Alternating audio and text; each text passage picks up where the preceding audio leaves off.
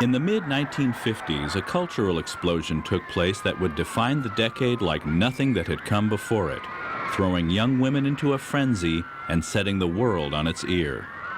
And it had a name. Elvis Presley. Elvis Presley. Elvis Presley. Elvis Presley. He was the world's biggest superstar, a king both in name and in lifestyle. I was getting used to the movie star bitch, you know. I had dark glasses on, sitting in the back of the Cadillac limousine. I'm a movie star. I'm a zombie. Hey. So I did that, you know. I was living it up, man. And I got drafted. So overnight, it was all gone, man. It was like it was a dream, you know. I was like, was that me? Did it happen? I got those 1, 2, 3, 4 occupation GI Blues. 1, 2, 3. From my GI head to the heels of my GI shoes.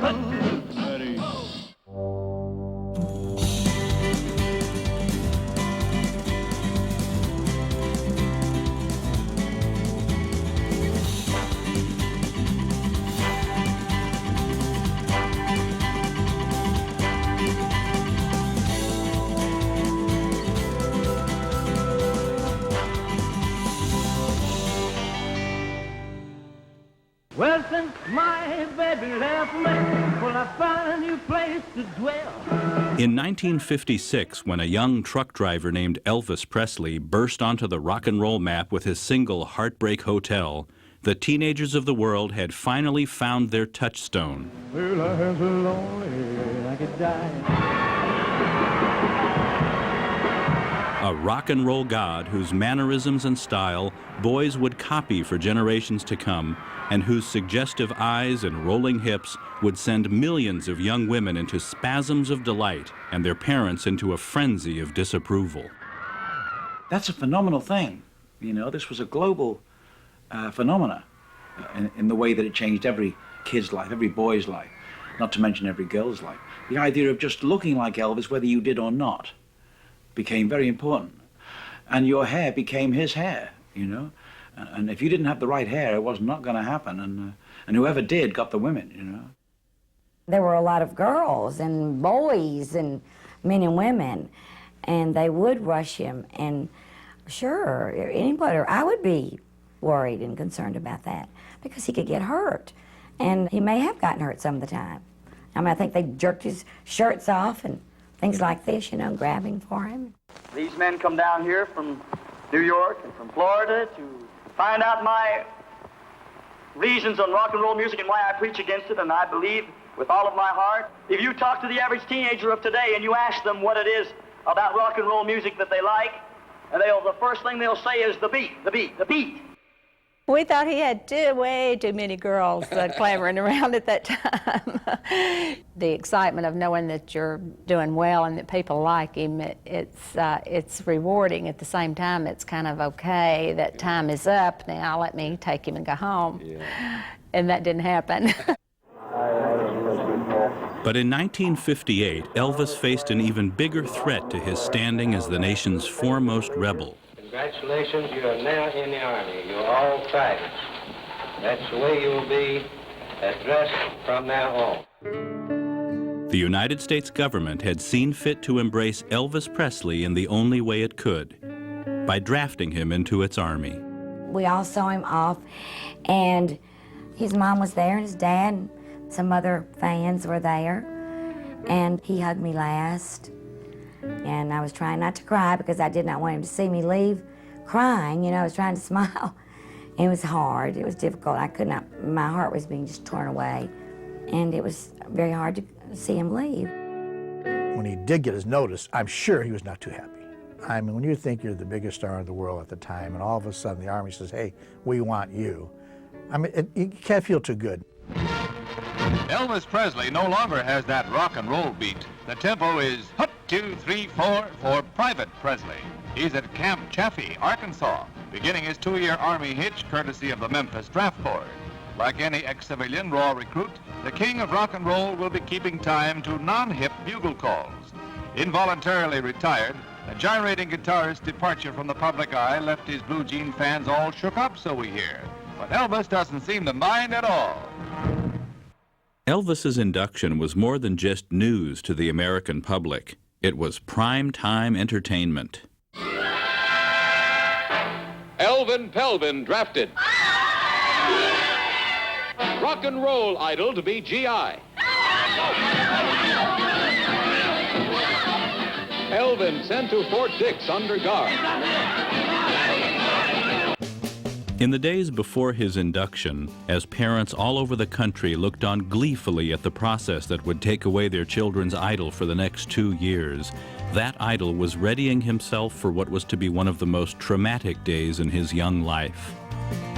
He had already decided to rob the press and public alike of at least one vicarious thrill associated with his new status as America's foremost draftee: the shearing of the famous greasy Presley locks into a regulation Army crew cut. I don't know if Elvis has hair cut before in the Army because I didn't know him before then, okay? But it looked like he did. Knowing him, he probably had a nice, clean, little shorter haircut than normal, than having to cut so much off from one extreme to another so much. And he probably did that. Knowing Elvis, he thought about those kinds of things. He knew he was going to be filmed and videoed. He's got to make sure he looks good on camera. Elvis spent the 3 days after his formal induction at Fort Chaffee, Arkansas, where he was given his various inoculations, his uniform and duffel bag, his Army aptitude tests, and most importantly, his eagerly awaited and long-dreaded 65-cent haircut.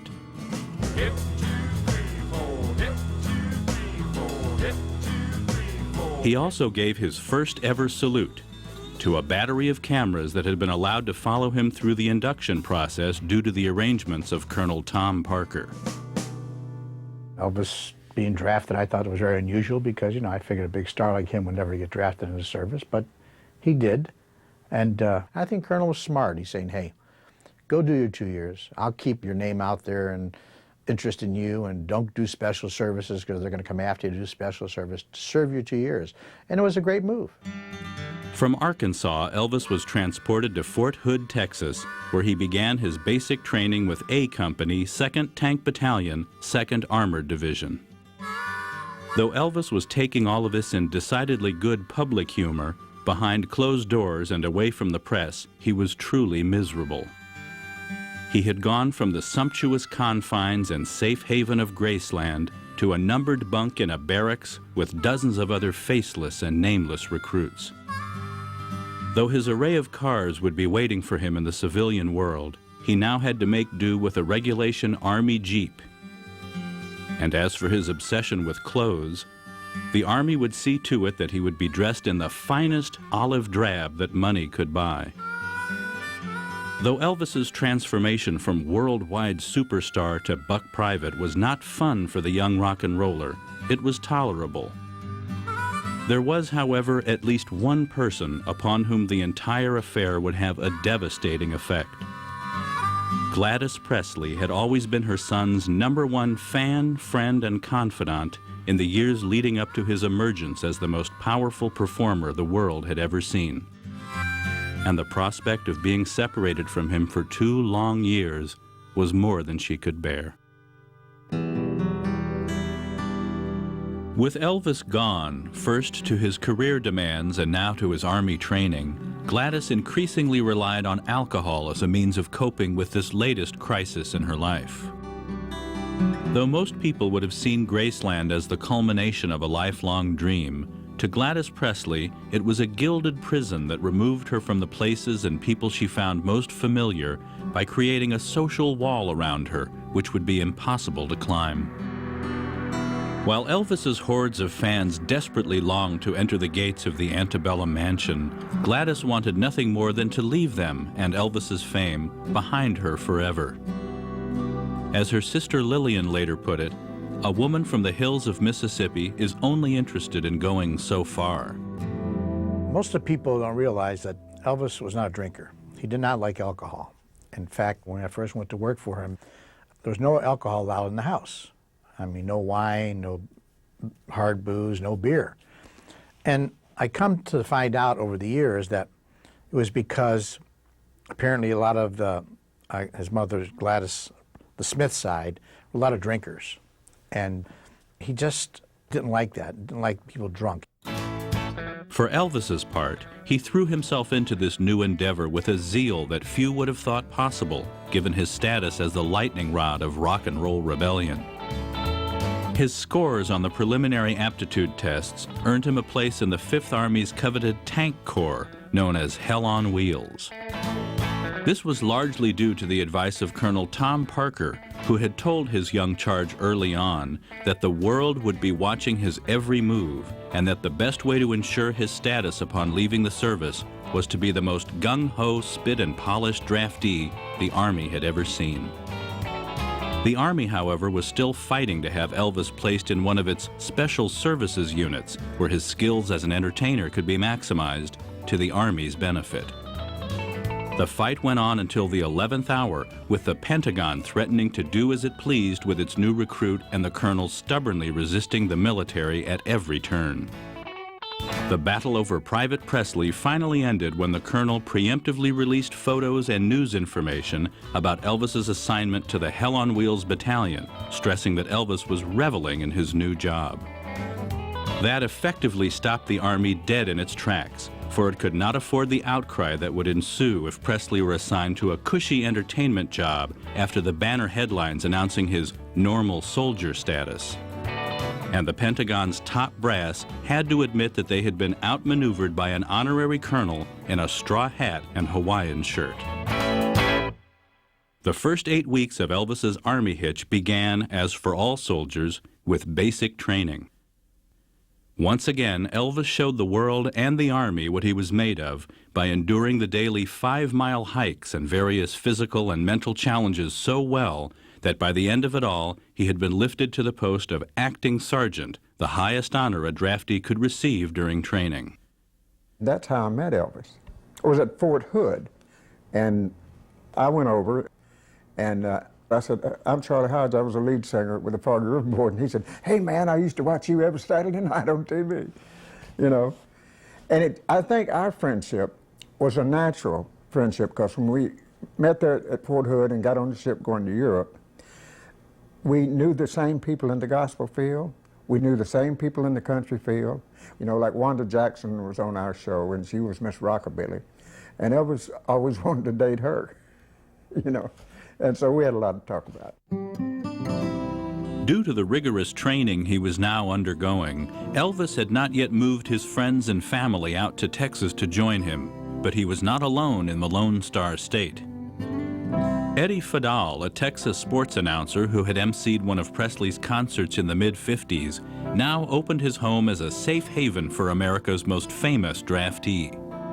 Daddy reacquainted himself with Elvis a few months later here in Waco, Texas, when Elvis played a concert at the Heart of Texas Coliseum. And he went backstage to meet him, and he said, do you remember me? And lo and behold, Elvis had remembered him. And my father was always very generous, and he said, kind of off the cuff, come visit me sometime in my home. I'd love to have you. My wife would cook for you. We'd love to have you in our family. And it was just a standing offer. And in 1958, when Elvis became stationed at Killeen, Texas, he did just that. He would come visit our family on the weekends and just show up unexpectedly. He would never call first. He would just drop in. He would bring his friends, his entourage, his girlfriend at the time, Anita Wood, and pile in the house. And my mother, who, you know, would be running around in her robe and her house shoes or whatever, would suddenly run, go back and put a dress on and start cooking. There was never a dull moment at that time.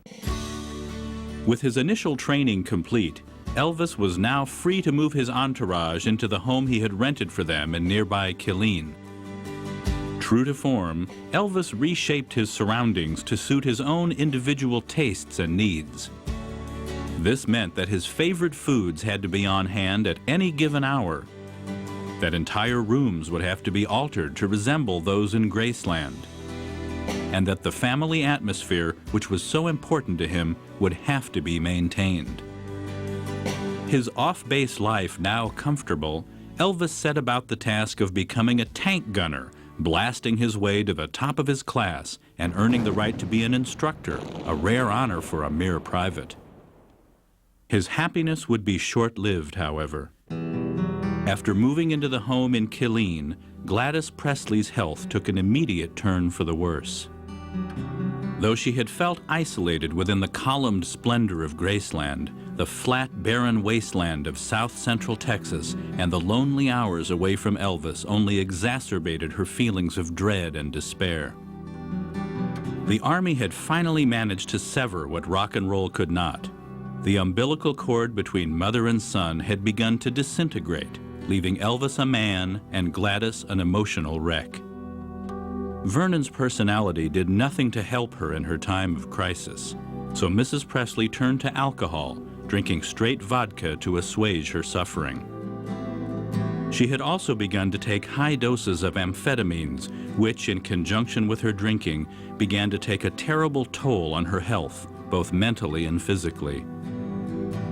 She had long suspected that Vernon was seeing other women, and one night, in a drunken rage, she knocked him unconscious with an iron skillet. The emotional outburst caused her to collapse on her bed, where Elvis's friend Lamar Fike found her, her skin turning yellow, a sure sign of liver damage. After informing bodyguard Red West of the situation, the two then sat Elvis down to try and get him to transport his mother back to Memphis for treatment. Elvis refused. He had seen his mother in this state before. He had even found her drunk on more than one occasion. It was, he said, nothing new. And besides, he needed Mama in Texas. Gladys's health would soon cause even Elvis to rethink this idea. In early August 1958, Mrs. Presley's body could no longer take the strain it was being subjected to. She could no longer stand without assistance. Her skin took on a grayish-yellow tinge, and she was retaining so much fluid that it was causing unbearable pain in her right side. After seeing a local doctor, Gladys, accompanied by Vernon, was transported by train to Memphis, where she entered Methodist Hospital. Doctors drained 1.5 gallons of fluid from her abdomen, an indicator that her liver and kidneys were no longer functioning due to the damage caused by her heavy drinking. Back in Killeen, Elvis, who had not been able to secure a weekend pass, was racked with guilt over his apparent lack of interest in his mother's health and his enthusiastic pursuit of tank training. By August 11th, Gladys was drifting in and out of consciousness, repeatedly asking for Elvis. Elvis had requested an emergency leave, but in a callous move, the officer of the day denied that request on the grounds that Presley's mother wasn't dead yet. This sent Elvis into a frenzy, and he told his sergeant that he would go AWOL to get to his mother's side. Having wisely and calmly advised Elvis that the Army would likely jail him for his offense, his sergeant then told Elvis to have his mother's doctor call the base commander. Within 2 hours, he was on a plane to Memphis, while the officer who had denied his leave was disciplined. Elvis arrived at Memphis Methodist at 7:45 p.m. that night. His mother brightened up at the sight of her only son as they conversed in a baby talk language, with Gladys referring to Elvis as her whittle itty bitty and Elvis referring to his mother as his satnin. This form of communication was one that they had always shared and one that entirely excluded Vernon. Late that evening, Gladys ordered Elvis to go home and get some sleep. He protested, but his father agreed with his mother, and Elvis was sent home to rest. Elvis returned to Graceland and slipped out of his uniform and into bed, falling into a fitful sleep. At 3 a.m., the phone rang. Elvis knew what it was before his cousin Billy Smith took the call. Gladys Love Presley, the one person he could not live without, was gone.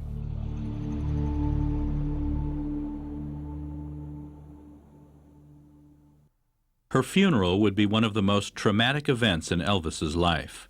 He grieved loudly, wailing over her lifeless body in the hospital, and later openly crying on the steps of Graceland with his father, in full view of the ever-present media. When her body was laid out in its coffin inside the stately mansion, Elvis spent hours massaging her feet, which he called her sooties, continuing their private language, even in death.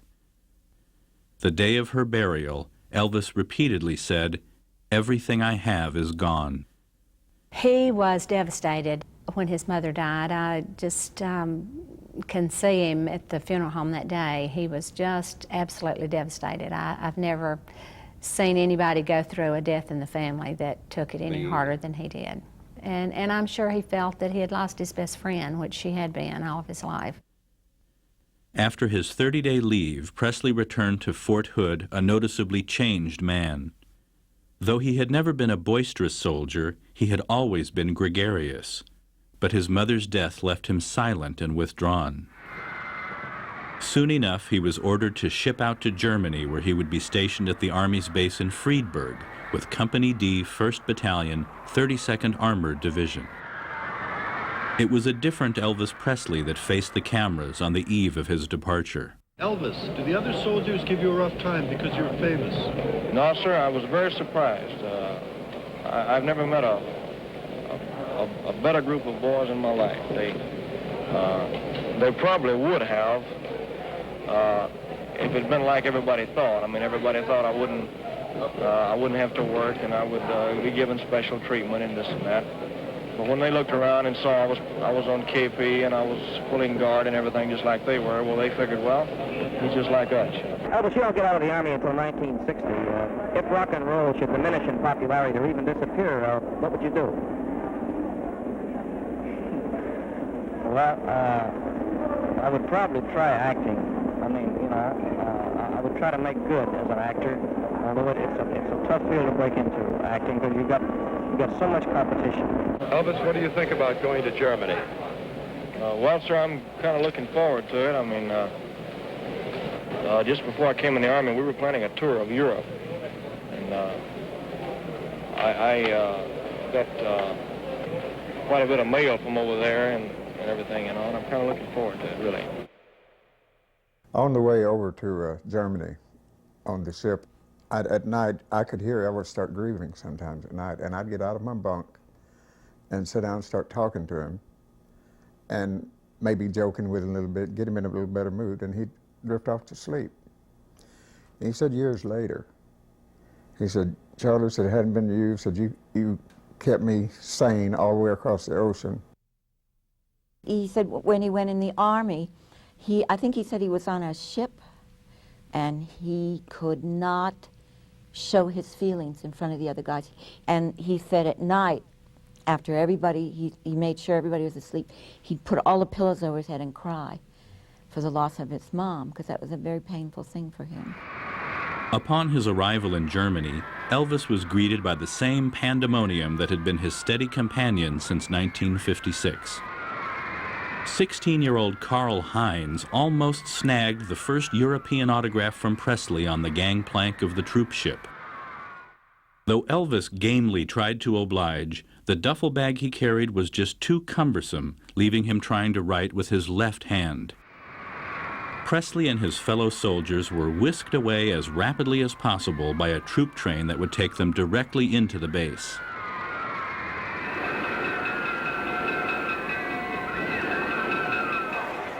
But Private Presley was still no normal soldier.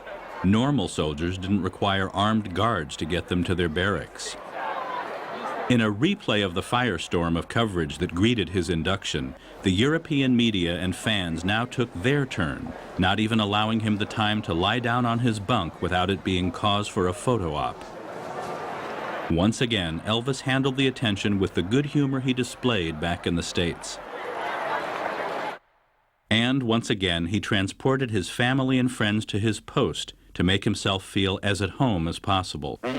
Colonel Parker would never let Elvis appear on American Bandstand, certainly not for After Scale. I think it was $150 or something. Unbelievable. For that amount of money, he should have been on 2 or 3 times. But he did allow us to talk to him on the phone because he wanted to keep his audience aware of the fact that Elvis was recording and his music would be available. So we talked to him in Germany. Hello, Elvis? Hello, Dick, how are you? Fine, thank you. Where on earth are you at this minute? I'm in a little place called Germany. Tell me a little bit about your activities. What did you do, say, today, for instance? Mostly classroom work. What do you study?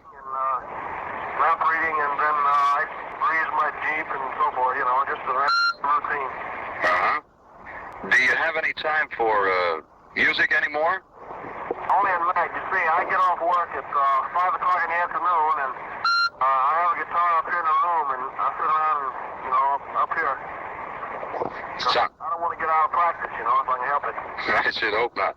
Let me tell you some good news. I know by now you know why we're calling. In the annual American Bandstand Popularity Poll, you walked away once again with a couple of honors this year. The Favorite Male Vocalist Award and the Favorite Record of 1958 Award. The kids voted you top man all around. It's really great, boy. How about it? Do you miss home? Oh, boy, you I can't hardly talk. Well, Elvis, there's one thing, and I guess maybe our poll is an indication of it. The folks at home certainly haven't forgotten you. If anything, they're more and more interested in your activities and the things that you're doing and anxiously await your return. Well, that's truly great, Dick. Believe me, that is the big thing that I'm looking forward to. You'll never know how happy I'll be. I mean, I'm glad that I could come in the Army and do my part, you know.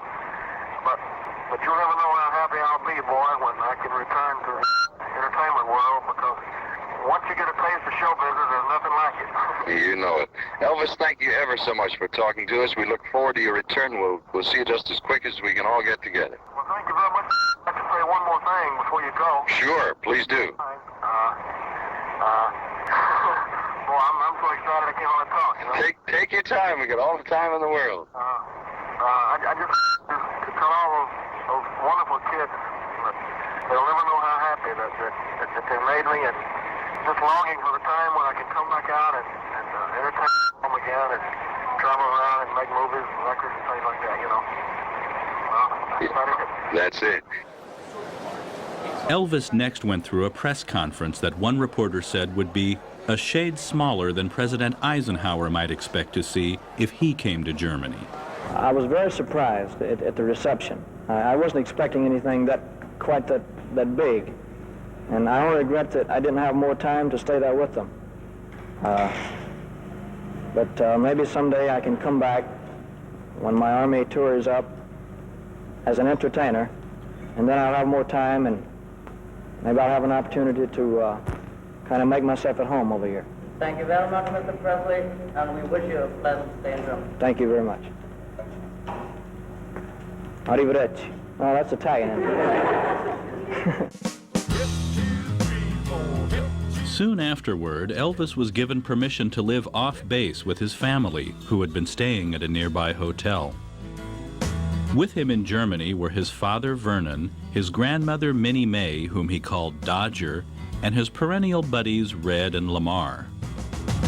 The motley group now found themselves thrust into a foreign culture, though none of them was particularly worldly. This would lead to problems during Elvis's stay in Europe.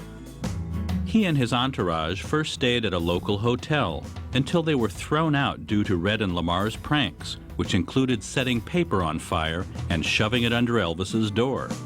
We had a few parties and things there and almost burnt down the hotel. One time we were playing a game and Elvis went in his bedroom and locked the door, and we piled up paper out there and set it on fire. We were going to burn him out of there.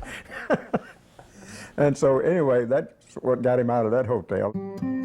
They ultimately wound up in a house at 14 Goethestrasse, paying almost triple the usual rent for the relatively small house, once Frau Piper, the landlady, discovered just who her tenant would be. Frau Piper also refused to leave the premises, preferring instead to stay in the top floor of the house, much to the chagrin of Elvis's grandmother, who also had to share a kitchen with the cantankerous housefrau. Though Elvis was still an all-American boy, he now began to acclimate himself to his new, distinctly European surroundings.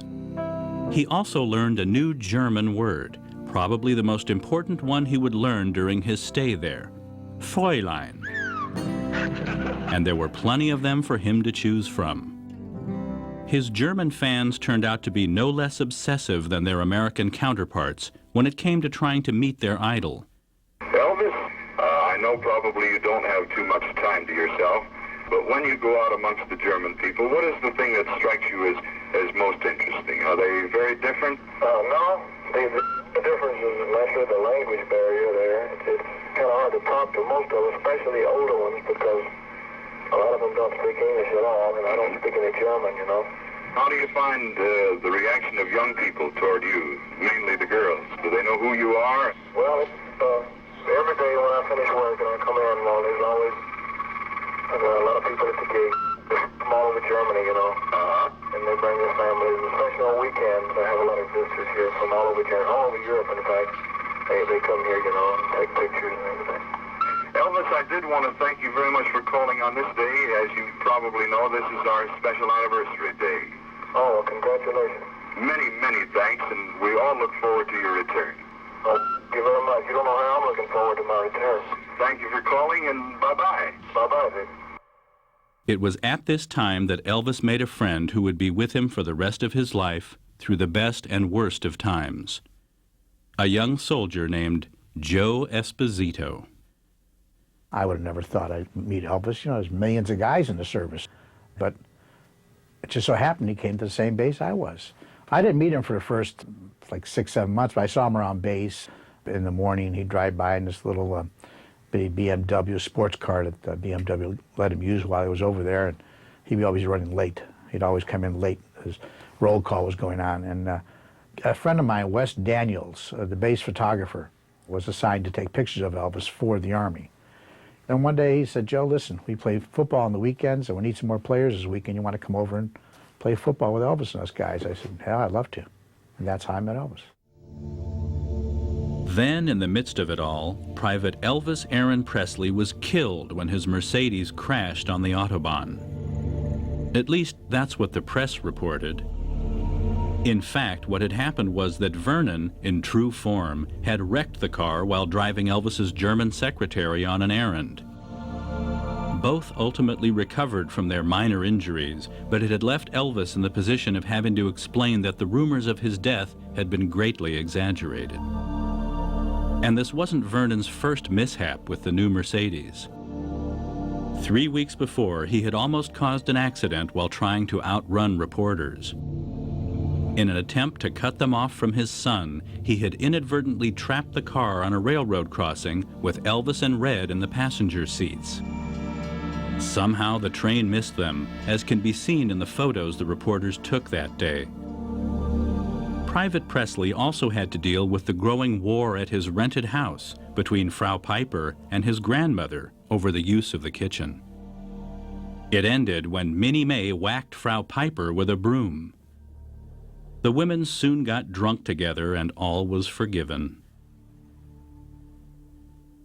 Though Elvis was having domestic difficulties and had to deal with being on the front lines of the Cold War in Europe, there was time for him to have fun. He managed to get away for a night to be reunited with an old friend and rival, Bill Haley, at the Comets performance in Frankfurt. We'd been to some show, and a guy stopped and he said, gee, he said, I'd just like to tell you, because Elvis always wore his uniform when going to leave. He said, I'd like to tell you that it's nice to see young men that will stay in the Army and be in the military for their country. He said, I think that's wonderful. He said, yes. He said, thank you very much. He said, and he gave Elvis his name. He said, my name is so-and-so, and Elvis said, well, my name's Elvis Presley. And the guy took him by the hand and pulled it out with him in the light and said, by God, you are. Elvis also managed to get out and enjoy European nightlife and all it had to offer. He went on a mini tour of the continent, starting first at the Moulin Rouge, the French-style nightclub in Munich. The pictures from one of those nights leave no doubt that it was good to be the king, or even to be just a friend of the king. The girls who were entertained by Elvis and his buddies were usually the entertainment. They were strippers. The Presley contingent made its way to Paris for some high-level carousing and nightclubbing, minus one member. Red West was sent back to the States due to his propensity for getting into brawls with the European locals. Red had a short temper, and if you say something wrong, Red would just punch you out. Red got in a fight with this guy over there at this bar. It was bad. It got back to Elvis, you know, and he said, this guy's causing a lot of problems, you know, he's going to be arrested and thrown in jail. So he went back home for that reason, and that's why he wasn't on the trip to Paris. The rest, however, wound up enjoying a somewhat debauched 2 weeks, sampling all that Paris had to offer on a never-ending party at clubs like the Carousel, the Folies Bergère, the Crazy Horse, the Moulin Rouge, and the Lido. Like any American soldier on leave, Elvis and his friends enjoyed the company of the women who were available. This included those of the professional variety. We all hung out at this nightclub. All the showgirls would meet us there, and we invited a lot of them to the hotel in the evening. And what can I tell you? You know, we did what young men would do at that age with beautiful ladies. But one of the guys was not having too much luck. So we were talking about it one day with Elvis. I said, well, let's get him a hooker. So I called down to the bellman, and I said, listen, you know, I told him the story. He said, okay, Mr. Esposito, no problem. So we're there, sitting around talking, having a good time, and knocking on the door comes in, this beautiful, beautiful blonde lady is at the door. She saw Elvis, and she ran over and just jumped all over him. Elvis said, no, you're not here for me. You're here for him. She looked over and says, no, you. Well, we couldn't get her off of Elvis, so we had to ease her out the door and left. So it didn't work. We really had a lot of fun. We had one incident where we were dating some of the showgirls in the Lido de Paris. And we was up in suite one afternoon, and we got a call from the guy at Lido and said, listen, said, you mind sending the girls over here? Said, we got to start the show in a few minutes. Upon his return to Germany, Elvis took up where he had left off. He went through his duties as he always did, diligently and carefully. Elvis also kept up his charitable work with one of his favorite charities, the March of Dimes. You know, so many kids and adults, too, have gotten just about one of the roughest breaks that can happen to a person. I'm talking about polio. Sure, we're on the way to conquering it thanks to the Salk vaccine. But take it from me, it sure isn't licked yet. Join the 1957 March of Dimes, please. It's very urgent. And as he would throughout his life, he made sure he took care of his fans' desire to see him in person. Each day, he would come out of the front of the house and pose for photos with the girls, boys, parents, soldiers, and even pets that congregated there in anticipation of his arrival. He also signed hundreds, if not thousands, of autographs. Frau Piper even managed to make a side business out of his fans' desire to see and touch anything related to Presley. Although Elvis did tell her to please stop selling his clothes, as he would most likely be in need of them. He even introduced his German fans to American football by playing pickup games that included both soldiers and locals. But it was a fan from the United States whom Elvis met in Germany who was destined to have more impact on his life than any single person other than his beloved mother. Her name was Priscilla. Though she could not know it at the time, Anita Wood, whose faithfulness to her man was even put on record and released as a single on the Sun label, now had competition. Elvis also began indulging in two things during this time that would have alternating effects on his life and career. The first was karate, something he had been exposed to in his army training and that had intrigued him on a mental and physical level. Presley continued studying the ancient art in Germany and began reading up on Eastern philosophy in an attempt to better understand the esoteric nature behind its disciplines. Eventually, Elvis would reach the level of 8th degree black belt and would continue his studies until his death. The second indulgence would have far darker consequences for the young superstar. He began taking Dexedrine, a powerful stimulant, to help him stay awake while on maneuvers and to boost his energy on nights out with his buddies. Elvis was getting tired, and he asked, I forgot who it was, one of the sergeants, he says, you know, man, I'm tired. And the guy said, here, take this little white pill. It'll keep you awake. So he took it, and it woke him up. And if you ever take something like that, you'll understand. It really wakes you up. I mean, you get all this energy and everything. So he said, this is great. It's a prescription. It's a drug. I mean, it's not a off-the-street kind of drug. So he started taking those little by little. And as time went on, you know, he probably told somebody, say, listen, can you, I don't know who it was, can you get me some of those pills? I'd like to have them with me in case I get tired and want to take them. Sure, give him a bottle. it's a good feeling. And we go out partying, and we go to Paris, and he took him, hey, try one of these, just stay up all night and take one of these. It was no big deal. It was not like we're taking something illegal or something was going to hurt us. That's how it all started. The combination of amphetamines and the chronic insomnia that had plagued him since childhood were to wreak havoc on both his physical and mental health for the rest of Elvis's life. Presley also had a new crisis to deal with, which, typically, was once again the product of Vernon's actions. His father had started a love affair with a woman named Dee Stanley, an affair that flew in the face of Elvis's still raw grief over the death of his mother. To make matters worse, Stanley was a married woman with 3 children, whose husband was a sergeant stationed in Germany. Sergeant Bill Stanley was a decorated war hero who had stormed the beaches at Normandy during D-Day and had served as General George S. Patton's personal bodyguard. Facts which made Elvis all the more uncomfortable with his father's current flame. He told his father as much, but to no avail. When Vernon asked for his son's blessing to marry Dee, Elvis begrudgingly gave it. But things would never be the same. On top of all the pressures he was already dealing with, Hollywood now came calling to make sure that Elvis's return to the fold would be profitable for all involved. Producer Hal Wallace had come to Germany to film location footage for Elvis's first post-Army picture, GI Blues. Elvis found himself once again facing the criticism that he was getting special treatment due to his stature as an entertainer.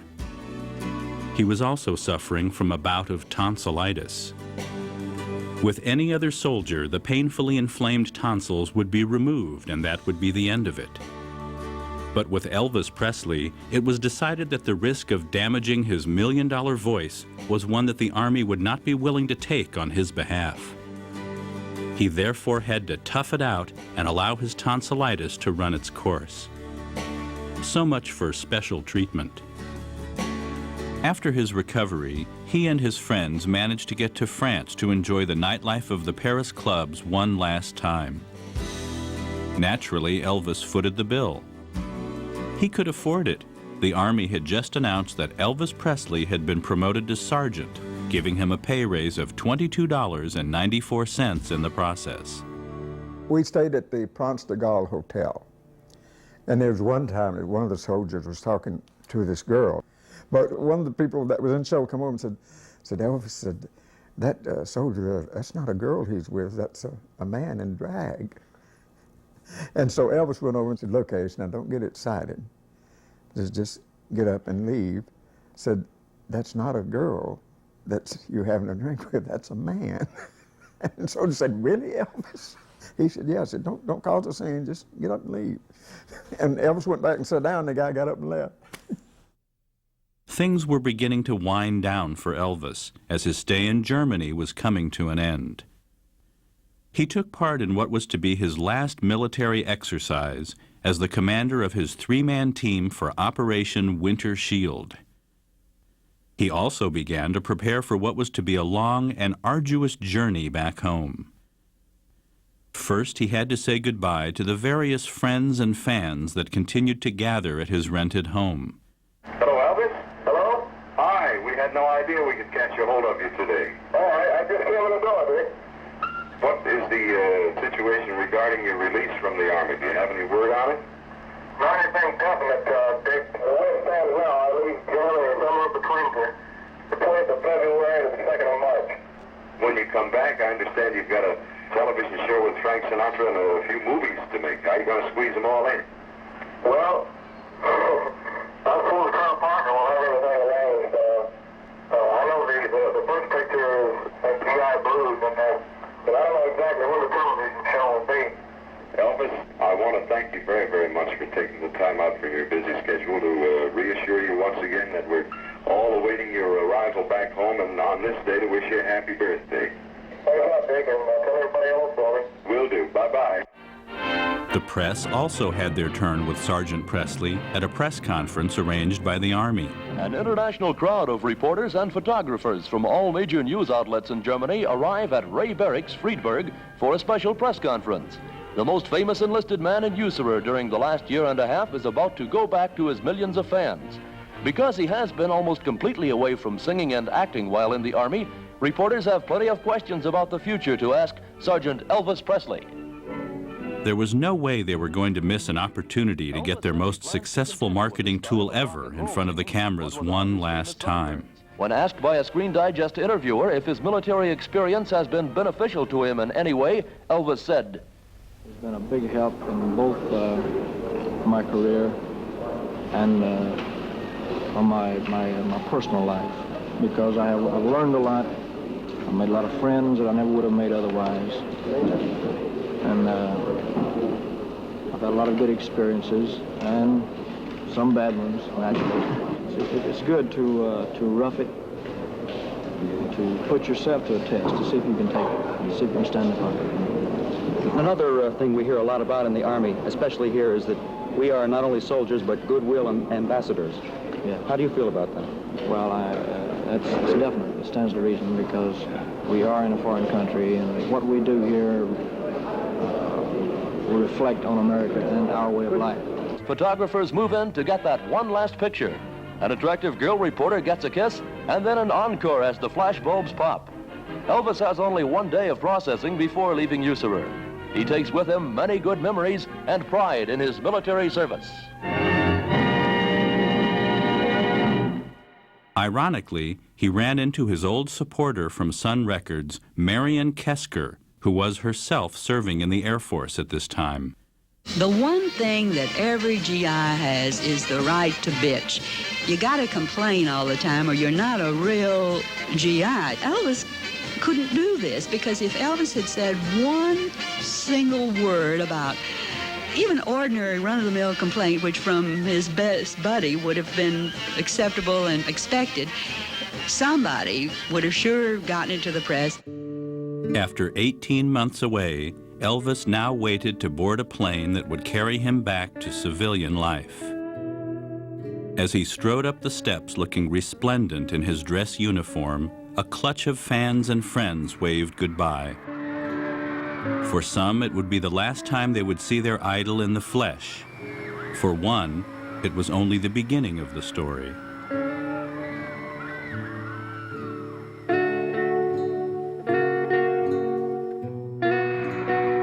The plane touched down at Fort Dix, New Jersey, and Elvis emerged into a snowstorm, both literally and figuratively.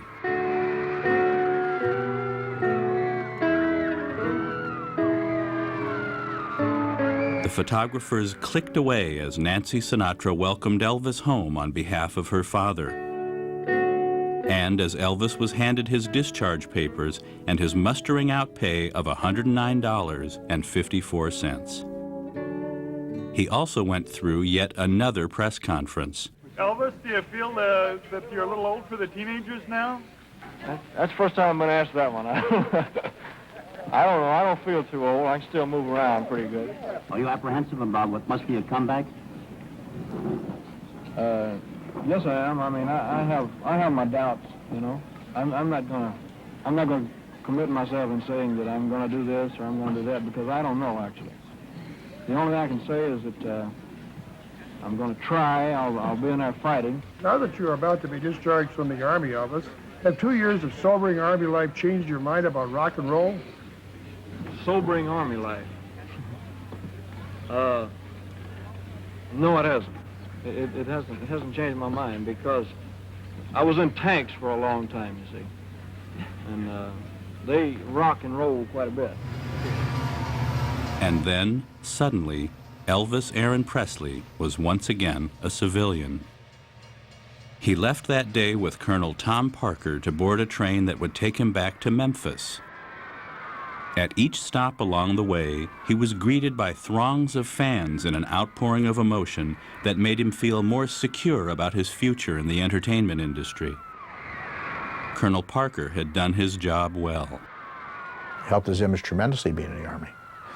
Before Elvis went into service, the adults were putting Elvis down, you know, all the goody two-shoe people out there were saying how evil Elvis was and the devil's music. But after he came out, it all changed. He served his 2 years like any other GI, was out there in the field, in the mud, and he got a lot of respect after that.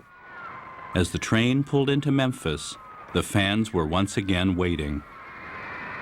Elvis leapt off the train and into the waiting crowd, signing autographs and chatting with the girls. Soon he was whisked away in a police car with sirens blaring. The world that Presley found was a different one than he had left. Buddy Holly, Ritchie Valens, and the Big Bopper had died in a plane crash. Jerry Lee Lewis had married his cousin and wrecked his career. Chuck Berry was in jail on a sex charge. And Little Richard had become a Baptist preacher railing against the devil's music. For his part, Elvis was to do a welcome home special with Frank Sinatra and the Rat Pack in Miami. Here's the star of our show, Elvis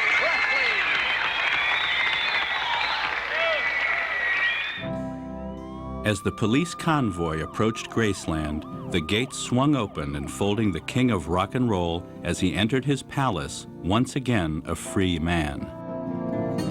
The 50s were over.